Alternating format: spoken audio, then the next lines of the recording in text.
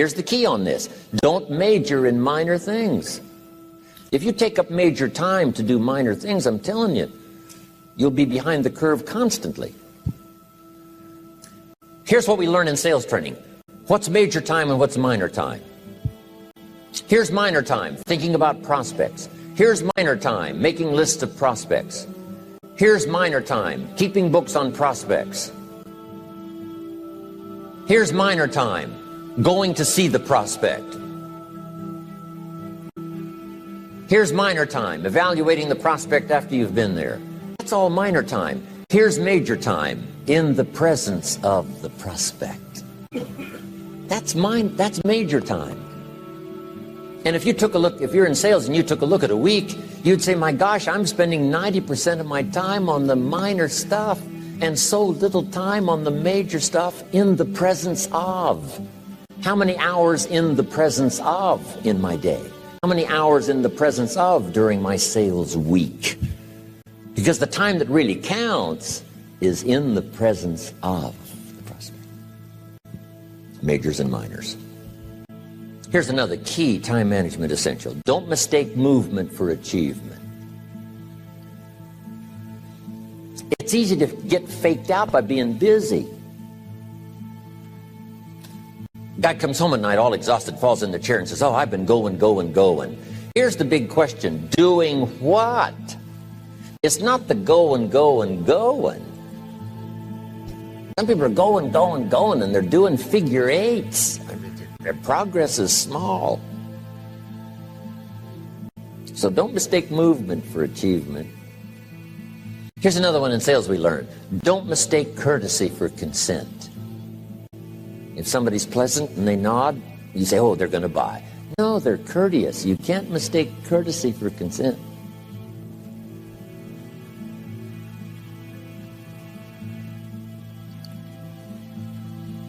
Now here's a big one, concentration. I had to learn this. All those years ago, I'm in the shower trying to compose a letter. Found it turns out to be a strange letter. So here's what I learned to do. Save the work till you get to the office. Save the work till you get to the work. Don't try to get to the office on the way to work. On the way to work, enjoy the way. In the shower, enjoy the shower. Then go to work when you get to work. I found this to be helpful. Concentration. Here's another big one. Learn to say no. I'm telling you, in such a social society we have now, it's so easy to try to be a nice person, saying yes to everything. Find yourself overloaded. Now you got to call and make the, well, gosh, you know, all the time it takes to back out of something that you said yes to too quickly.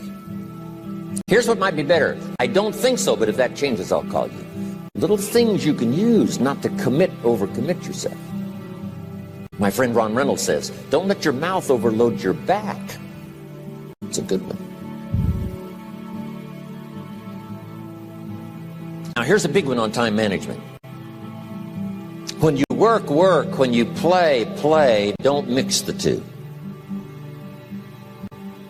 Don't work at play. I used to take my family to the beach and I would bring my briefcase.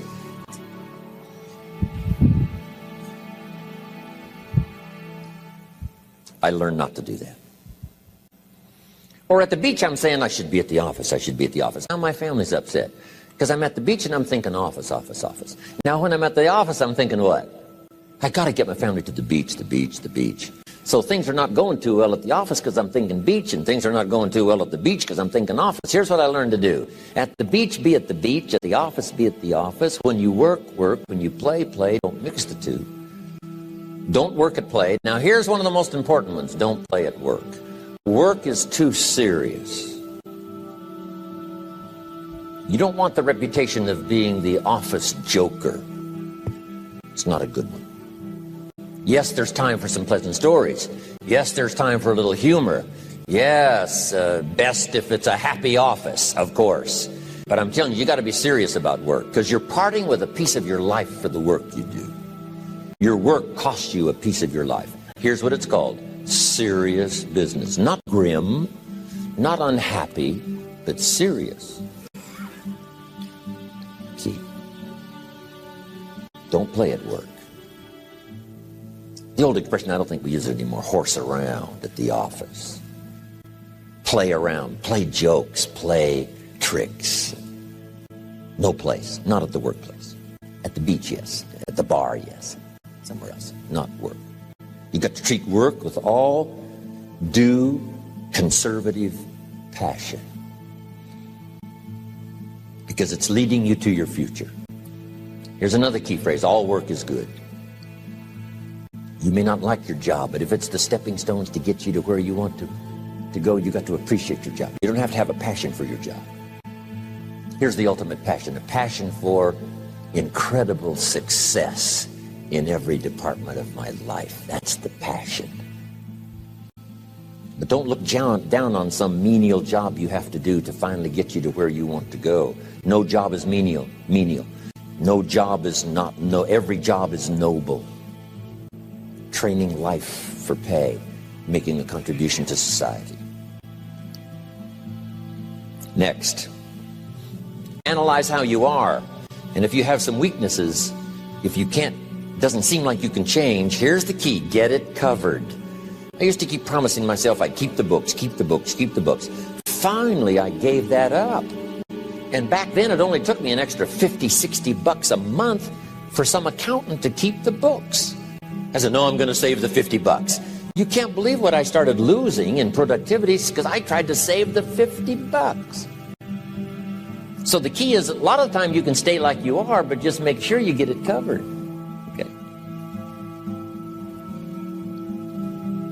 Next, beware of the telephone and all other systems of communication, especially the telephone at home and systems of communication at home.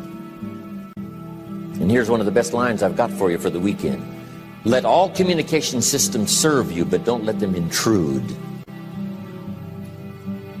When it comes time to have dinner with your family, you shut off all systems, unless the ones that can take messages silently. Don't let the phone ring. Don't let anybody intrude, come through the front door nor the back door, nor through the telephone or any other device. So you can't reach John and his family when he's having dinner. The President of the United States couldn't get through. If you develop that kind of a reputation, father, mother, when we have dinner, when we're visiting and have this time with our family, nothing intrudes. So don't let these clever little devices keep intruding. You've got to have a place that's sacrosanct, it's valuable. You don't let anything in for that period of time. Okay. Isn't that good advice? Excellent advice. Here's the next one. Read all the books. You know, I've only got a few notes here on time management, but if you've got some particular challenges, you run a big organization, a big corporation, you've got some challenges, there's plenty of books. Now, here's what's next. Just be more alert to the things that might be stealing your time. Here's why. Time is like capital. You can't let someone steal your seed corn. You can't let someone steal your capital. And you can't let someone steal your time. You must designate your time. And some of the time that you designate, you must not let anyone steal. Casual time, you might let someone intrude and steal a little bit and take a little bit, but not serious time. Key. Next, one of the great time management savers is to learn to ask questions up front. Sometimes you talk to somebody for an hour, and then you ask questions and find out if you would have asked those questions up front, you could have saved yourself an hour.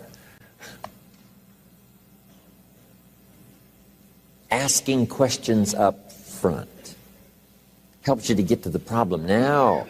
But if you just launch into some discourse, you might waste 30 minutes, waste an hour, when here's what you should have been talking about. After you finished an hour, you say, John, what's really the problem? He said, well, it's something personal. See, that's what you should have been talking about this whole hour.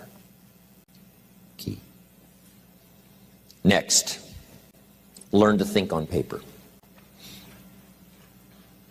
Now we're going to take a break. Some ways to think on paper. One, we've covered one. Solving problems. Take it out of your head and put it on paper.